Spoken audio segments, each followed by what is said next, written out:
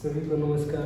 इससे पहले वाली क्लास में साइंस में बायोलॉजी में विटामिन्स पढ़ा रहे थे। विटामिन्स में विटामिन बी तक पढ़ा दिया, विटामिन ई तक पढ़ा दिया था। हमने बायोलॉजी में देखा जब हम आहार खाते हैं, जब कुछ भी खाते हैं तो मिलता क्या है, कुछ भी खाओगे तो मिलेगा क्या, carbohydrate, protein, fat, vitamin, mineral. हमने देख लिया कार्बोहाइड्रेट के सभी प्रकार देख लिए इससे पहले वाले लेक्चर में। प्रोटीन देख लिया, प्रोटीन के सभी प्रकार देख लिए। फैट देख लिया, फैट का पूरा कंप्लीट देख लिया जो भी था। विटामिन देख लिया, विटामिन बी तक एकदम कंप्लीट, विटामिन बी तक सभी प्रकार के विटामिन देख लिए। विटामिन बी कॉम्प्लेक्स देख लिया जो सबसे टफ था। फिर अभी बचा क्या है, मिनरल्स। मिनरल्स बचा है, हिंदी में कहते हैं इसको खनिज। खनिज बचा है, खनिज देख लेते। हमने कहा था पहले, हमने स्टार्टिंग में क्या पढ़ा है, स्टार्टिंग में हमने बायोलॉजी में जूलॉजी स्टार्ट किया। जूलॉजी में हमने सबसे पहले जूलॉजी वो साइंस का पार्ट है जिसमें हम चलते फिरते जीवों को देखते हैं। चलते फिरते जीवों के अंदर जीव होता है, लाइफ होती है। तो फिर उनके अंदर सबसे छोटी इकाई, उनके अंदर जीवन होता है, और जीवन की सबसे छोटी इकाई बुक में लिखा है सेल, कोशिका। फिर उससे बड़ी इकाई देखी हमने टिश्यू, ये भी कंप्लीट किया। टिश्यू के बाद सारे कई टिश्यूओं को मिला देते हैं तो फिर क्या बन जाता है, ऑर्गन। और ऑर्गन को सिस्टमैटिक वे, सही तरीके से अंग को रख दिया जाए तो क्या बन जाता है, शरीर। फिर हम क्या देख रहे थे, शरीर ही तो देख रहे थे। शरीर में हमने सबसे पहले क्या देखा, डाइजेस्टिव सिस्टम। डाइजेस्टिव सिस्टम हमें क्या पढ़ने, हमने देखो कोशिका पढ़ाया, टिश्यू पढ़ाया, ऑर्गन पढ़ा रहे थे। ऑर्गन कितने होते, 78 ऑर्गन होते। 78 ऑर्गन होते तो 78 ऑर्गन क्या सारे पढ़ने हैं, उनका नहीं पढ़ने, सिर्फ इंपॉर्टेंट ऑर्गन पढ़ने।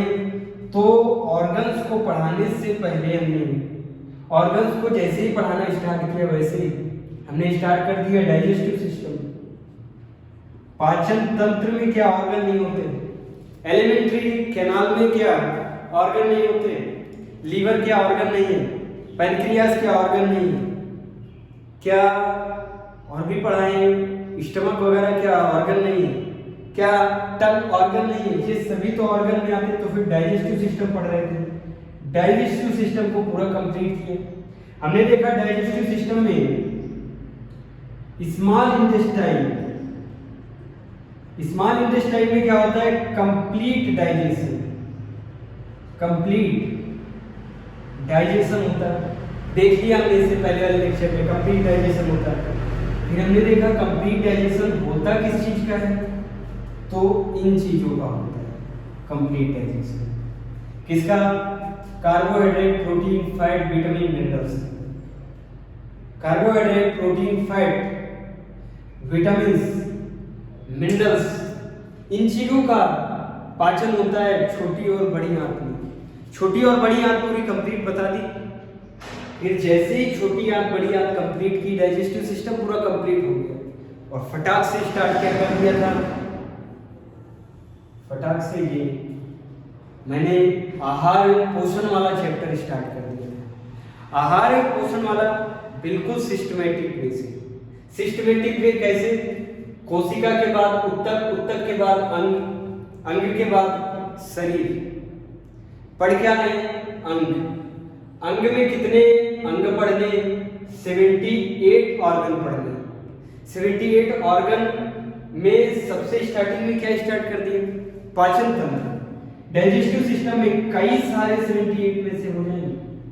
कई सारे कैसे हो जाएंगे, हमने जुबान भी देखी, इसोफेगस देखा, स्टमक देखा, लीवर देखा, पैंक्रियाज देखा, छोटी आंत देखी, बड़ी आंत देखी, ये भी तो सब क्या है, ऑर्गन है ना। तो फिर 78 की तरफ बढ़ रहे हैं, नहीं बढ़ रहे हैं, 78 ऑर्गन कंप्लीट कर रहे हैं। फिर डाइजेस्टिव सिस्टम जैसे पढ़ाने लगे तो बीच में क्या आ गया,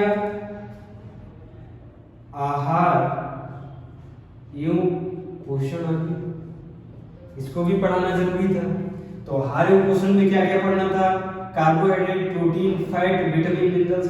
विटामिन तक हमने पढ़ा दिया, विटामिन बी तक पढ़ा दिया, बचा क्या है, मिनरल्स बचे। हेडिंग डाल दी मिनरल्स, खनिज।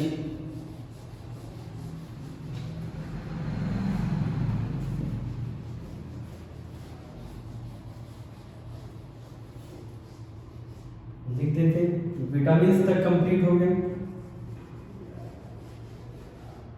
आज क्या पढ़ना है, मिनरल्स देख लेंगे, बोले तो खनिज देख लेंगे, मिनरल्स देख लेंगे, खनिज देख लेंगे। हमने कार्बोहाइड्रेट पढ़ लिया पूरा, प्रोटीन पढ़ लिया, फैट पढ़ लिया, विटामिन पढ़ लिए, मिनरल्स की बारी है।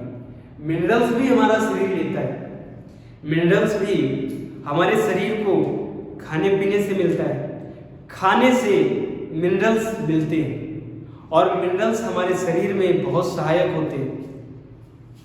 कौन कौन से मिनरल्स होते हैं, कुछ मिनरल्स शरीर को कम चाहिए, कुछ मिनरल्स शरीर को थोड़े चाहिए, कुछ मिनरल्स शरीर को ज्यादा चाहिए।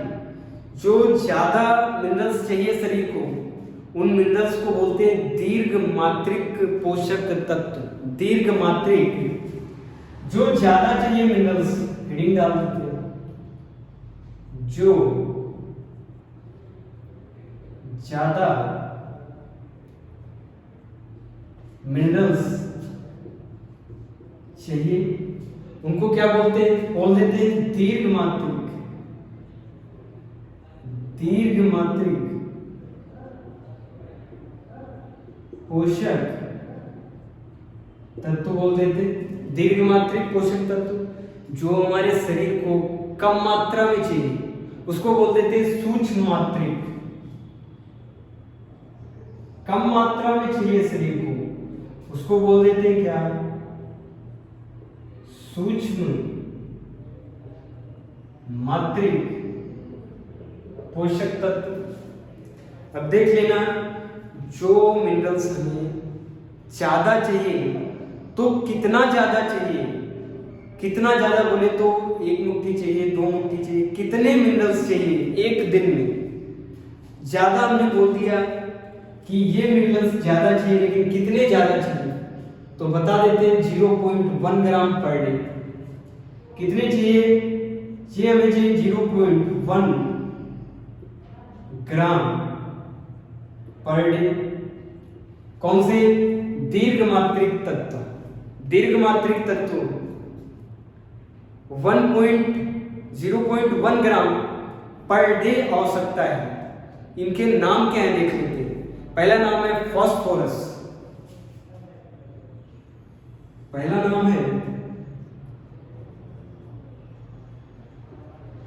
फास्फोरस, लिखते हैं, पी डिनोट कर देते हैं पी से। फिर जो ज्यादा मात्रा में मिनरल चाहिए उसका नाम है सल्फर।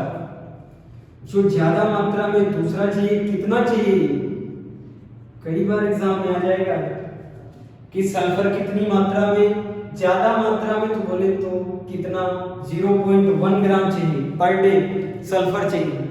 फिर जो तीसरा है उसको बोलते हैं पोटेशियम। पोटेशियम को, सल्फर को डिनोट करते हैं एस से, देख लेना। लेकिन पोटेशियम को डिनोट करते हैं के से, पोटेशियम को डिनोट करते हैं के से। 1 हो गया, 2 हो गए, 3 हो गए, चौथा देख लेते हैं कैल्शियम। कैल्शियम Ca से डिनोट करते हैं कैल्शियम को। फिर जो ज्यादा मात्रा में चाहिए वो कौन सा है, मैग्नीशियम। पांचवा मैग्नीशियम, डिनोट करते हैं मैग्नीशियम को Mg से। मैग्नीशियम हो गया, फिर देख लेते सोडियम, फिर होता है क्लोरीन, बस यहां तक देख लेते। फिर छठा है सोडियम, सातवां है क्लोरीन।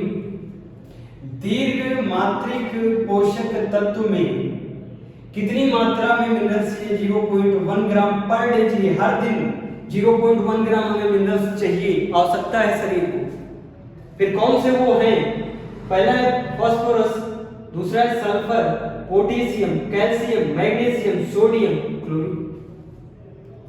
सोडियम को डिनोट कर देते हैं Na से, क्लोरीन को डिनोट कर देते हैं Cl से। सोडियम को डिनोट कर देते हैं Na से, क्लोरीन को डिनोट कर देते हैं Cl से।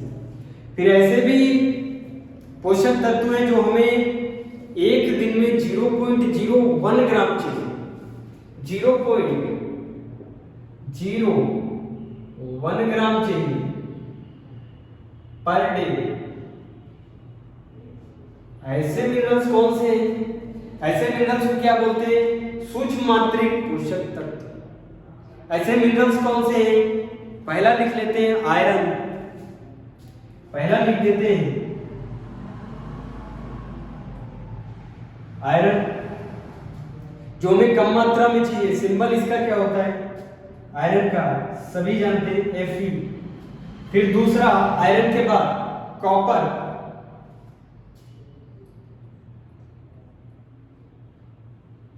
फिर तीसरा मैग्नीज, मैग्नीज कम मात्रा में चाहिए, मैग्नीज। फिर चौथा जिंक, जिंक चाहिए। उसके बाद जिंक के बाद सेलेनियम, पांचवा सेलेनियम, सेलेनियम के बाद आयोडीन, 6 होगा आयोडीन, 6 तक हो गए। कॉपर को डिनोट करते हैं Cu से, Cu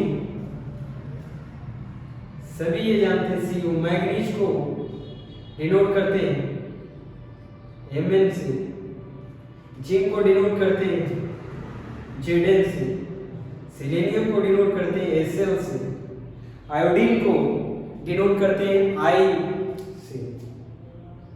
फिर एक और देख लेते हैं 7th कोबाल्ट,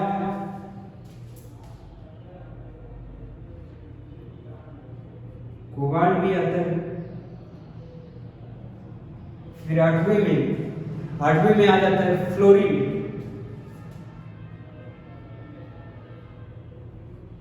फ्लोरीन। बस यही तक क्या है, हमने देख लिया carbohydrate, vitamins, carbohydrate, fat, protein, vitamins देख लिए, सारे विटामिन देख लिए। आज मिनरल्स भी देख लिए सर। 2 प्रकार के मिनरल्स चाहिए शरीर को, एक ज्यादा मात्रा में चाहिए जिसको क्या बोलते हैं? दीर्घ मात्रिक पोषक तत्व। दीर्घ मात्रिक पोषक तत्व में कौन सा? आखिर कितने मिनरल्स चाहिए? तो हम बता देते हैं 0.1 ग्राम पर डे चाहिए। कौन कौन से? पहला है फास्फोरस, दूसरा है सल्फर, तीसरा है potassium, calcium, magnesium, sodium, chlorine. फिर जो कम मात्रा में चाहिए तो कितने? 0.01 ग्राम चाहिए पर डे। पहला iron, copper, manganese, zinc, selenium, iodine, cobalt, fluorine. फिर कंप्लीट हो गया, यहां तक मिनरल्स भी कंप्लीट। फिर एक बार देख लेते हैं बैलेंस डाइट, देख लेते हैं इसको बोलते हैं बैलेंस डाइट।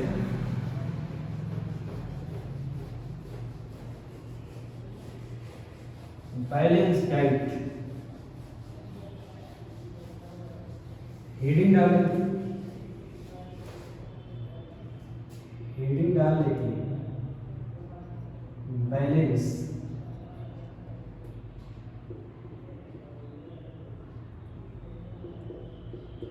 बैलेंस डाइट कई बार अपने बुक्स में, जीवन में सुना है, संतुलित भोजन लेना चाहिए। बैलेंस डाइट को हिंदी में क्या कहते हैं? संतुलित भोजन। कई बार घर में मम्मी पापा क्या कहते हैं, हर चीज खानी चाहिए, हरी सब्जी भी खानी चाहिए, आलू भी खानी चाहिए, रोटी भी खानी चाहिए, चावल भी खानी चाहिए, सलाद भी खानी चाहिए। सब में कुछ ना कुछ मिलता है। सब में बोले तो आलू में मिल जाएगा कार्बोहाइड्रेट, दाल खाओगे प्रोटीन मिलेगा, थोड़ा बहुत अगर दाल में छौंक लगा हुआ है तो उससे क्या मिल जाएगा, फैट, तेल से फैट भी अच्छा होता है। बता देता हूँ तुम लोगों को कि फैट से एक एग्जाम में पूछा गया था सबसे ज्यादा फैटिस्ट ऑर्गन कौन सा होता है, सबसे ज्यादा वसा रहित ऑर्गन कौन सा होता है, ब्रेन। दिमाग सबसे ज्यादा वसा से बना होता है, फैट से बना है, सबसे ज्यादा फैट से क्या बना है, ब्रेन बना है। ब्रेन जो एनर्जी लेता है, ब्रेन अपने चलाने को, अपने आप को चलाने में जो एनर्जी लेता है, किससे लेता है, फैट से। क्योंकि फैट में तो होता है 9.1 किलो कैलोरी, 1 ग्राम में 9.1 किलो कैलोरी एनर्जी होती है, और ब्रेन सबसे ज्यादा वर्क करता है, तभी फैट भी इंपॉर्टेंट है। दाल खाओगे प्रोटीन मिलेगा, फिर थोड़ा बहुत तिल से फैट मिल जाएगा। फिर हमने क्या देखा, कार्बोहाइड्रेट, प्रोटीन, फैट, विटामिन, सब्जी वगैरह खाओगे, सलाद खाओगे, विटामिन मिल जाएंगे। सभी चीजें बताई, विटामिन किससे किससे मिलता है। साबुत अनाज खाओगे, विटामिन मिल जाएंगे। फिर मिनरल्स भी आपको किससे मिलेंगे, कहते नहीं है ज्यादा पालक खाओ खून बढ़ता है, पालक वगैरह खाना चाहिए। पालक में क्या होता है, खूब मात्रा में लोहा, बोले तो आयरन होता है, और आयरन हेमोग्लोबिन बनाने में सहायक रहता है, फिर इसीलिए बोलते हैं पालक खानी चाहिए। कभी कभी सुना है कैल्शियम किस में होता है, कैल्शियम भी मिलता है, दूध पी लेते हैं कैल्शियम वगैरह मिल जाता है, फास्फोरस मिल जाता है पालक से, प्याज से फास्फोरस मिल जाता है, पोटेशियम मिल जाता है, मैग्नीशियम मिल जाता है, बहुत सारी चीजें जो हम खाते हैं सबसे सब मिल जाता है। लेकिन अगर हमने नहीं खाया, अगर हमने संतुलित भोजन नहीं खाया, मान लो दिन रात हम दाल ही दाल खा रहे हैं, सिर्फ आप दाल ही खाओगे तो क्या सब मिल जाएगा, नहीं मिलेगा, फिर और चीजों की कमी हो जाएगी। इसीलिए जब भी खाना खाना चाहिए तो हर चीज खाना चाहिए, हर चीज बोले तो तभी तो देखो जो बड़े लोग होते हैं पैसे वाले, उनकी थाली देखो, उनकी थाली कैसी होती है, देख लेना। यहां पे होगी दाल, साइड में क्या होंगी, रोटी, दाल होगी, रोटी होगी, वो भी दाल कैसी होगी, छौंकी हुई दाल होगी, जिसमें क्या होगा, तेल, तेल से क्या मिलेगा, फैट, रोटी से क्या मिलेगा, कार्बोहाइड्रेट, सभी मीठी चीजों से कार्बोहाइड्रेट। फिर इस साइड में क्या होगा, चावल, चावल से क्या मिलेगा, कार्बोहाइड्रेट प्लस विटामिन मिला। उसके बाद यहां पे क्या होगा, सलाद, सलाद में क्या मिल जाएंगे, भरपूर विटामिन प्लस एनर्जी के लिए कार्बोहाइड्रेट। फिर दाल से क्या मिल गया हमको, प्रोटीन भी मिल गया, दाल से हमें प्रोटीन मिल गया, फैट मिल गया, रोटी से कार्बोहाइड्रेट इंस्टेंट एनर्जी के लिए, चावल से कार्बोहाइड्रेट विटामिन मिल रहा है, और सलाद से हमें भरपूर विटामिन मिल रहा है। हो गया ना ये संतुलित भोजन, सब कुछ मिल गया, संतुलित भोजन हो गया। लेकिन जो गरीब है, लेकिन जो गरीब है वो किससे काम चलाएगा, कभी दाल मिल गई तो दाल से काम चलाएगा, तो दाल से सिर्फ क्या मिल जाएगा उसको, प्रोटीन मात्र मिलेगा। रोटी नहीं पा रहा तो कार्बोहाइड्रेट की कभी इंस्टेंट एनर्जी नहीं बन रही, फिर कभी तेल वाली चीजें पा गया तो तेल वाली चीजें उड़ा दी, ज्यादा से ज्यादा तेल हो जाएगा, तेल ज्यादा हो जाएगा शरीर में तो कोलेस्ट्रॉल की मात्रा बढ़ जाएगी और नसों में कोलेस्ट्रॉल जम जाता है, तभी तो लोगों को हार्ट अटैक आ जाता है। ज्यादा तला भुना खाने से कई सारी प्रॉब्लम होती है, गाल ब्लेडर में इफेक्ट पड़ता है, गाल ब्लेडर खराब हो जाता है, पथरी पड़ जाती है गाल ब्लेडर में, और हार्ट अटैक के भी चांसेस रहते हैं, क्योंकि फैट में क्या है, कोलेस्ट्रॉल है। कोलेस्ट्रॉल की मात्रा ज्यादा होने पे ये कोलेस्ट्रॉल नस ये ब्लड में घुल के नहीं चलता है, ब्लड के ऊपर ऊपर चलता है। और ब्लड किस में चलता है, नसों में, और ये नसों में धीरे धीरे जमता जाता है, ऐसे नस में जम जाता है। ये क्या बना देता है, वेन ब्लॉकेज।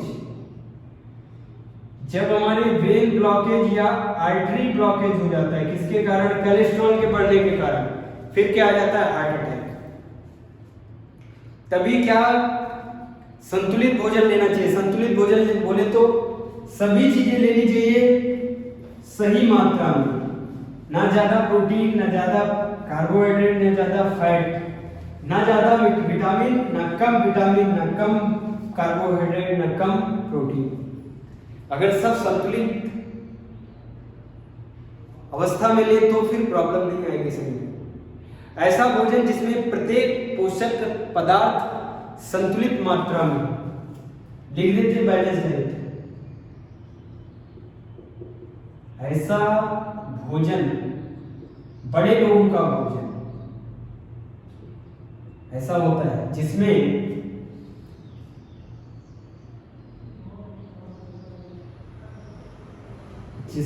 प्रत्येक पोषक तत्व बोल दिया हमने। पोषक तत्व में क्या आ जाएगा, protein, carbohydrate, fat, vitamin, mineral. ऐसा भोजन जिसमें प्रत्येक पोषक तत्व या फिर पोषक पदार्थ संतुलित मात्रा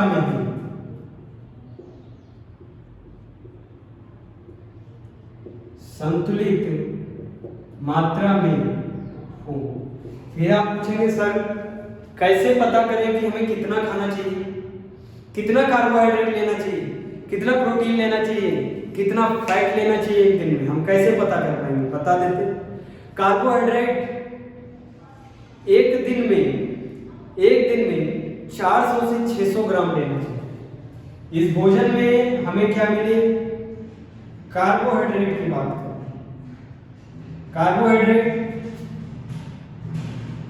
लिख देते,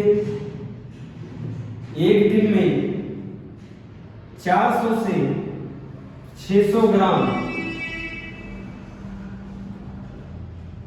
लेना चाहिए। एक दिन में 400 से 600 ग्राम कार्बोहाइड्रेट लेना चाहिए।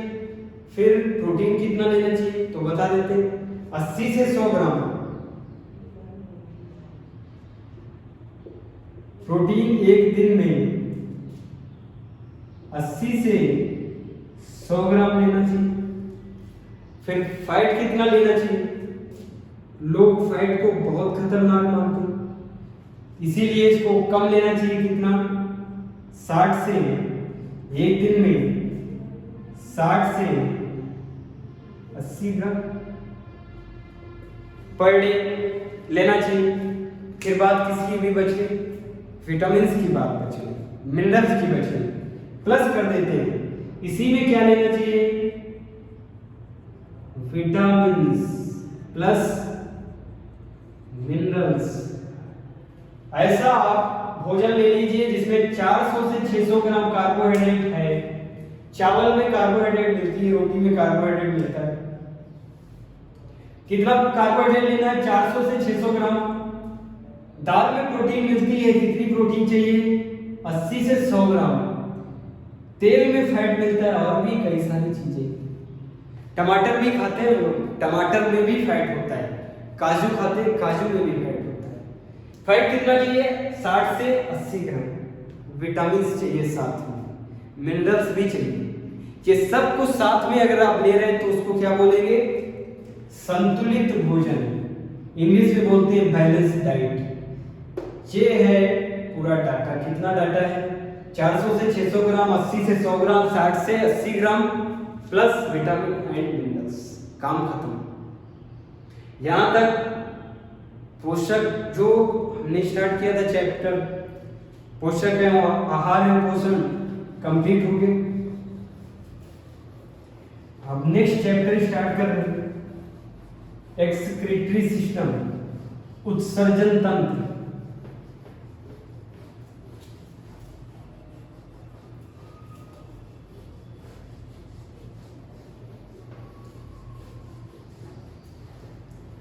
बैलेंस डाइट तक कंप्लीट है।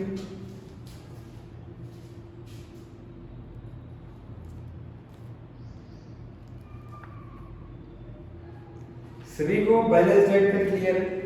आहार एवं पोषण कंप्लीट हो गया। फिर सिस्टमेटिक वे से एक बार फिर बता देते हैं। बायोलॉजी में हमें क्या पढ़ना था? एक तो हमें पढ़ना है zoology. For all competitive exam, कोई भी एग्जाम हो, दो ब्रांच में पढ़ना है। एक क्या पढ़ना है? बोटैनी। बोटैनी को पादप विज्ञान कहते हैं, उसको जीव विज्ञान कहते हैं। जूलॉजी को पढ़ क्या रहे थे? जूलॉजी, जीव विज्ञान। जीव विज्ञान में जीवन की सबसे छोटी इकाई, जीवन की सबसे छोटी इकाई, स्मॉलेस्ट यूनिट ऑफ लाइफ किसे कहते हैं? सेल को पढ़ा दिया हमने। सेल, कोशिका, डिटेल में पढ़ा है। सेल, कोशिका, कोई भी एग्जाम उससे बाहर नहीं जाएगा। सेल पढ़ा दिया। फिर दूसरी सबसे छोटी इकाई हमने पढ़ा दिया अपना टिश्यू, ऊतक। फिर तीसरी सबसे छोटी इकाई जो टिश्यूज के मिलने से बनती है, ऑर्गन, हिंदी में बोलते हैं अंग। अंग कितने होते हैं? 78 अंग पढ़ने थे। हमने कहा धीरे धीरे 78 पढ़ेंगे। सबसे पहले स्टार्ट क्या कर दिया था? Digestive system. इसी ऑर्गन में स्टार्ट कर क्या कर दिया था? Digestive system. डाइजेस्टिव सिस्टम में हमने देखा डाइजेस्टिव सिस्टम में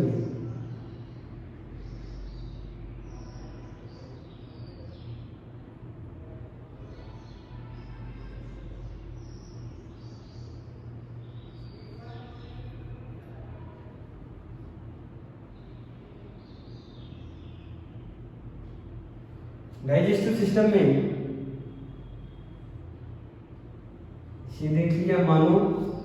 मानव के मुंह में क्या जाएगा? भोजन। इसी भोजन में क्या है? Protein, carbohydrate, fat, vitamin, minerals, ये सभी एक थाली में है। और एक थाली में क्या है? भोजन। भोजन कहाँ जाएगा? मुंह। और मुंह में ये जुबान प्रेजेंट है, तो हो गया पहला ऑर्गन, जुबान। फिर ये जो बनाया है नली के रूप में, इसको कहते हैं इसोफेगस। ये सभी पढ़ा दिया इसमें। इसोफेगस ग्रास नलिका, ग्रास नलिका में गया। ग्रास नलिका में थोड़ी दूर पे पहुंचेगा, क्या हो जाएगा? स्टमक।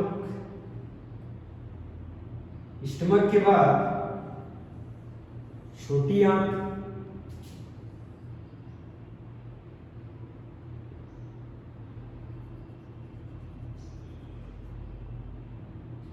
छोटी आंत, ये हो गई बड़ी आंत, लार्ज इंटेस्टाइन। हमने कहा भोजन ग्रास नलिका में आया, स्टमक में आया, छोटी आंत में आया। छोटी आंत में कंप्लीट डाइजेशन होगा किसका? Protein, carbohydrate, fat, vitamin, minerals का। तो आ गया ना? आगे चैप्टर फंस गया। कौन सा? ये वाला, आहार एवं पोषण। आहार एवं पोषण, आहार एवं पोषण भी पूरा निपटा दिया। अभी जब हमने खाना खाया, खाना में प्रोटीन है, भोजन में प्रोटीन है, कार्बोहाइड्रेट है, विटामिन है, मिनरल्स है। ध्यान से सुनना, इसी खाने में प्रोटीन है, इसी खाने में प्रोटीन है जिसका फॉर्मूला क्या है? CHO प्लस क्या है? N क्या होता है? नाइट्रोजन। नाइट्रोजन। इसी प्रोटीन में हमको क्या मिला है? कार्बन मिला, हाइड्रोजन मिला, ऑक्सीजन मिला, लेकिन साथ में और क्या मिला? नाइट्रोजन मिला। नाइट्रोजन जहर का काम करेगा। शरीर में अगर स्टोर हो जाए, शरीर में अगर स्टोर हो जाए तो एक टॉक्सिसिटी बना देगा, शरीर में विषाक्त के रूप में कार्य करेगा। इसीलिए हमारा शरीर नाइट्रोजन को स्टोर नहीं कर सकता। तो फिर नाइट्रोजन का क्या होगा? नाइट्रोजन का उत्सर्जन होगा, बाहर निकाला जाएगा नाइट्रोजन। अब लैट्रिन से नाइट्रोजन बाहर नहीं निकल सकता है, पेशाब से नाइट्रोजन बाहर निकलेगा, टॉयलेट से निकलेगा। इसीलिए चैप्टर कौन सा है ये? चैप्टर का नाम है एक्सक्रीटरी सिस्टम, उत्सर्जन तंत्र। उत्सर्जन तंत्र चैप्टर का नाम है एक्सक्रीटरी सिस्टम, उत्सर्जन तंत्र। इस उत्सर्जन तंत्र में क्या बाहर निकालना है हमको? नाइट्रोजन बाहर निकालना है। जो हमने खाया पिया था, जो हमने कार्बोहाइड्रेट खाया, कोई दिक्कत नहीं, निकल जाएगा। जो हमने फैट खाया, कोई दिक्कत नहीं, थोड़ी देर में सही, लेकिन निकल जाएगा बाहर। लेकिन प्रॉब्लम क्या कर रहा है? प्रोटीन प्रॉब्लम कर रहा है। जो हमने प्रोटीन लिया है दाल में, जो हमने सुबह या शाम जो दाल खाई है, दाल में क्या मिल रहा है? दाल में मिल रहा है क्या? कार्बन मिल रहा है, हाइड्रोजन मिल रहा है, ऑक्सीजन मिल रहा है, ठीक है, ये तो निकल जाएंगे आसानी से। लेकिन इसी में क्या है? नाइट्रोजन भी तो है। जब तक नाइट्रोजन जुड़ेगा नहीं तब तक प्रोटीन बनेगा नहीं। जब तक नाइट्रोजन CHO में जुड़ेगा नहीं तब तक प्रोटीन बनेगा नहीं।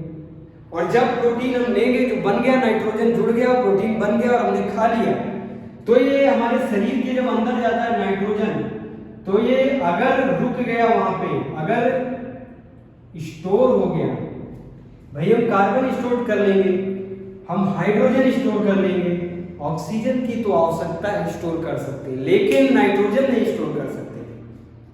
ये बाहरी है और इसको बाहर ही निकालना पड़ेगा। फिर इसको हम लैट्रिन के रास्ते नहीं निकाल सकते। इसको कैसे निकाला जा सकता है? इसको मूत्र के रास्ते, इस नाइट्रोजन को मूत्र के रास्ते कैसे? ये वाटर में मिक्स होगा, वाटर प्लस नाइट्रोजन, और ये वाटर कहां पे एब्जॉर्प्शन होता है? याद करो डाइजेस्टिव सिस्टम, वाटर एब्जॉर्प्शन कहां हो रहा था? बड़ी आंत में, बड़ी आंत, लार्ज इंटेस्टाइन में वाटर एब्जॉर्प्शन होगा, तो उसके साथ साथ नाइट्रोजन एब्जॉर्प्शन होगा, वाटर प्लस नाइट्रोजन एब्जॉर्प्शन होगा। लेकिन हम मूत्र में डायरेक्ट नाइट्रोजन नहीं छोड़ते।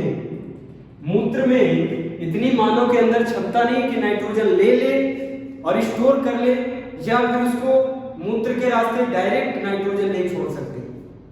हमको इस नाइट्रोजन को कहां भेजना पड़ेगा? लीवर में भेजना पड़ेगा। लीवर नाइट्रोजन को बनाएगा, यूरिया में कन्वर्ट करेगा। इस नाइट्रोजन को यूरिया में कन्वर्ट करेगा, और हम लोग जो पेशाब करते हैं, जो टॉयलेट करते हैं, वो नाइट्रोजन का नहीं करते। उस पानी में जो टॉयलेट करते हैं उसमें यूरिया मिक्स होती है। इसी नाइट्रोजन को कौन कन्वर्ट करेगा? लीवर कन्वर्ट करेगा। कई बार एग्जाम में पूछा गया है, हमारे शरीर में नाइट्रोजन को यूरिया में कौन कन्वर्ट करता है? कौन सा अंग है? लीवर है। हिंदी में उसको यकृत कहते हैं। हमारा शरीर प्रोटीन को डायरेक्ट स्टोर नहीं कर सकता है। फिर क्यों नहीं कर सकता है? भाई उसमें कार्बन है, स्टोर हो जाएगा, एनर्जी देगा समय आने पे। हाइड्रोजन है, कोई बात नहीं, ऑक्सीजन है, कोई बात नहीं, आने पे एनर्जी देगा वो। लेकिन एक समस्या है, जो उसमें नाइट्रोजन मिक्स है, नाइट्रोजन को बाहर निकालना पड़ेगा। नाइट्रोजन को कैसे बाहर निकाला जाएगा? जो उसके अंदर नाइट्रोजन है, ये अगर हमारे शरीर में स्टोर हो गया, नाइट्रोजन अगर शरीर में स्टोर हो गया, तो ये एक प्रकार के जहर का काम करेगा। जहर को क्या बोलते हैं हिंदी में, बायोलॉजी में? विषाक्त का काम करेगा। तो हमारा शरीर क्या करेगा? हमारा शरीर, जो हमने भोजन लिया, भोजन में जो प्रोटीन ले लिया, प्रोटीन में क्या है भाई? कार्बन है, हाइड्रोजन है, ऑक्सीजन है, प्लस नाइट्रोजन। नाइट्रोजन खतरनाक है, इसको निकालना है बाहर। अब बाहर कैसे निकालेगा? छोटी आंत में जाएगा पहले, छोटी आंत में गया, छोटी आंत से कहां? बड़ी आंत में। ये हो गई बड़ी आंत।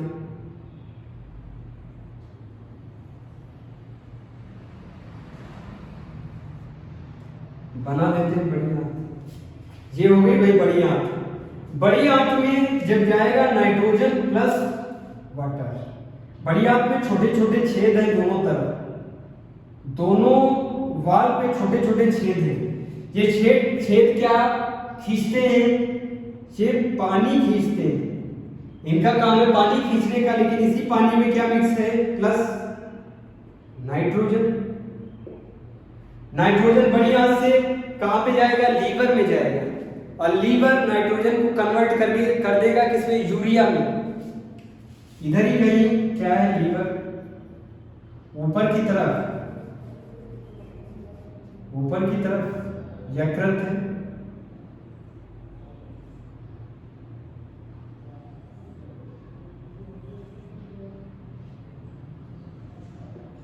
ऊपर की तरफ यकृत है। यकृत में क्या जाएगा? नाइट्रोजन। ध्यान से सुनना, बड़ी आंच से किधर जाएगा? यकृत में, और यकृत से कहां पहुंचेगा? किडनी में। अभी इसकी छानबीन होगी। यहां क्या है?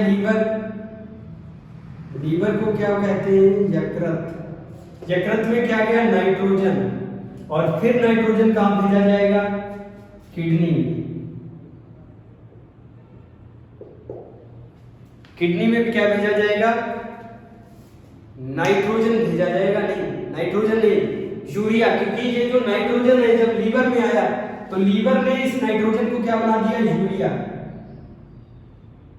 देख लेना, यूरिया बना दिया। यूरिया में कहा जाएगा? किडनी में। फिर यूरिया का जांच होगा। कई बार देखा नहीं, पेशाब की जांच कराते हैं डॉक्टर लोग, उस पे क्या लिखते हैं? यूरिक जांच लिखते हैं। कभी नाइट्रोजन जांच नहीं लिखते। पेशाब की जांच में यूरिक जांच लिखी जाती है। और यूरिया कहां पे पहुंच गई? किडनी में। और किडनी में छोटी छोटी धागेनुमा संरचना जैसी नस, धागेनुमा जैसे पतंग उड़ाते हैं उसका धागा होता है, वैसे ही धागेनुमा संरचना है, जिसको क्या बोलते हैं? नेफ्रॉन। और इस धागेनुमा संरचना से ये यूरिया स्टेप बाय स्टेप निकलेगा।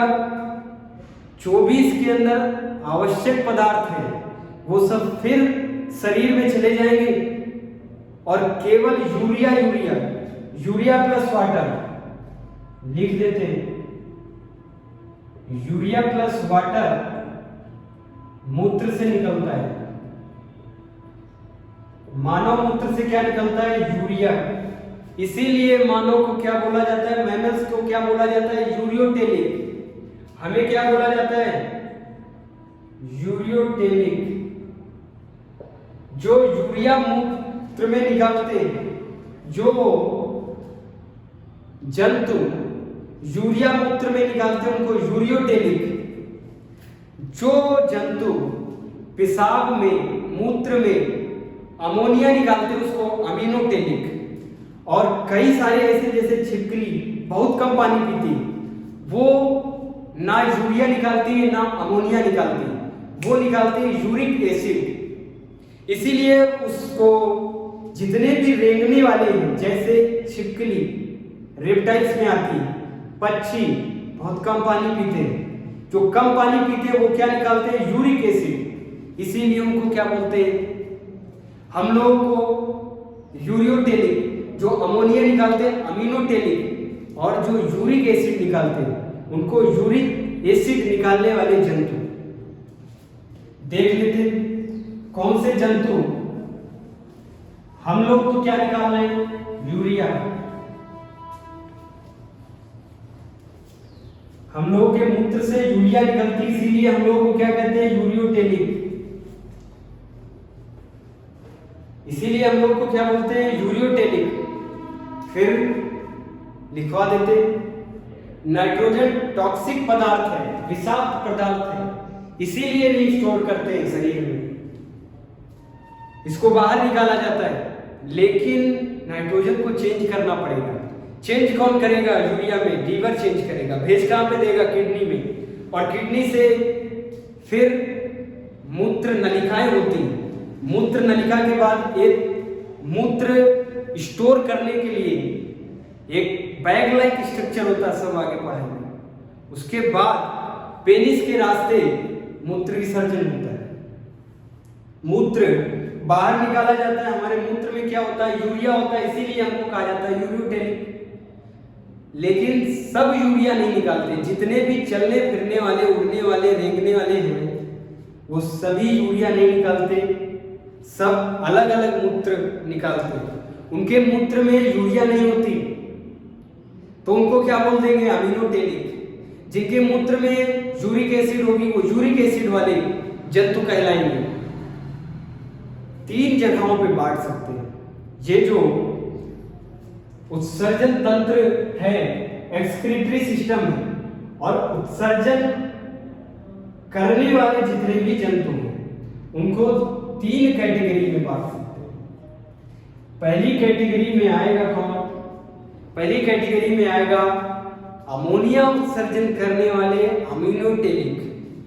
पहली कैटेगरी में अमोनिया उत्सर्जन करने वाले अमीनोटेलिक।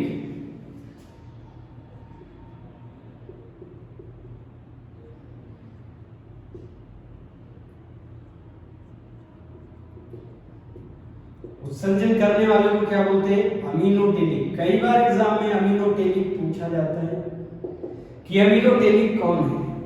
जो अमोनिया मूत्र में निकालते हो अमीनोटेलिक, जो उत्सर्जन करते हैं अमोनिया का वो अमीनोटेलिक। इसमें अमीनोटेलिक में कौन कौन आएगा, पहले आते हैं बोनी फिशेस, वो मछलियां जो हड्डी से बनी है। 2 प्रकार की मछलियां होती हैं, एक कार्टिलेज से बनी होती है, हड्डी को अस्थि बोलते हैं हिंदी में, और कार्टिलेज को उपास्थि बोलते हैं। हमारे शरीर में 206 हड्डियां होती हैं, लेकिन बहुत सारे कार्टिलेज भी हैं। जैसे कान का ये ईयर पिन्ना, ये देखो, ये एकदम सॉफ्ट बोन लगता है, घूम जाता है, ये कार्टिलेज है। ये जो ईयर का पिन्ना है, ईयर पिन्ना बोलते हैं, ये कार्टिलेज है।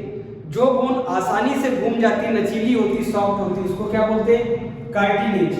लेकिन जो कठोर बोन होती, जो घूमती नहीं, जैसे ये रेडियस अल्ना, रेडियस अल्ना क्या बहुत जल्दी ये सॉफ्ट है, घूम जाएगा, नहीं, ठोस है। ऐसी मछलियां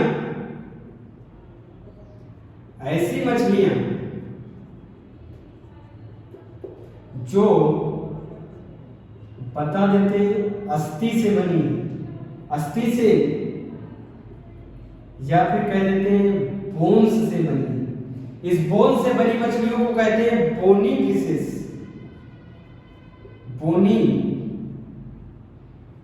फिशेस, सभी बोनी फिशेस अमीनोटेलिक होती हैं, सभी बोनी फिशेस अमीनोटेलिक होती हैं। फिर देख लेते हैं दूसरा एग्जांपल, सभी बोनी फिशेस अमीनोटेलिक होती हैं। फिर एग्जांपल है अमीबा, अमीबा